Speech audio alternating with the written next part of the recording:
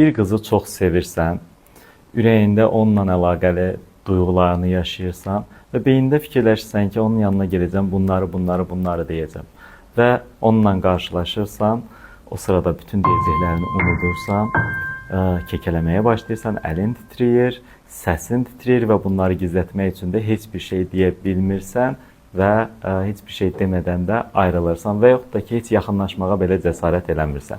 Amma halbuki sənin dostların deyir ki, o qızla tanış oldum, bu qızla tanış oldum. Necə olur ki, səndə bu alınmır?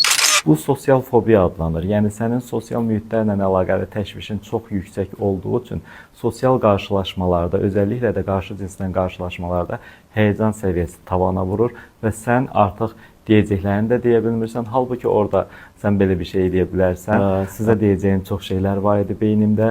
İndi həyəcandan hamısını unutdum.